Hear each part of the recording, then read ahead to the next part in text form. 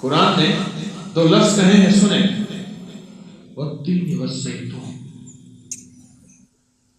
قرآن نے سموسے کی، پکوڑے کی، بیکری کی، نام کی یا اللہ یا نام نکال یا جان نکال، اس کی قسم نہیں کھائی۔ والتین والزیتون، اور یاد رکھیے گا انجیر اور زیتون کا ذائقہ کسیلا ہوتا ہے، اچھا نہیں ہوتا۔ یہ میسج ہے۔ میں نے 2400 صفحات کی کتاب لکھی ہے، معالجات نبوی اور جدید سائنس، طب نبوی اور جدید تقریباً 2400 صفحات ہیں، اور سنت نبوی اور جدید سائنس 4 جلدوں میں تقریباً 1850 صفحات ہیں۔ میری 280 کتابیں مارکیٹ میں ہیں۔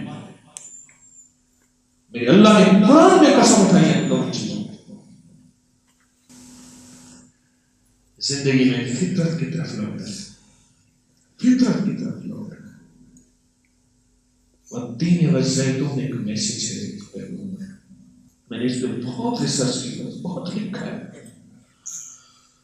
اور اس میسج میں سب سے پہلا میسج یہ ہے کہ اپنی فطری زندگی کے لیے، فٹنس اور صحت کے لیے، یہ میں اپنے درس میں شاید آج پہلی دفعہ یہ پیغام بیان کر رہا ہوں، میسج دے رہا ہے کہ زندگی میں فٹنس پانی ہے، پھر ذائقوں کو نہ دیکھنا، فطری غذاؤں کو جانچنا، فطری غذاؤں کو ماپنا اور فطری غذاؤں کو لینا، ذائقے نہ دیکھنا، فلیور، ذائقے، خوشبو۔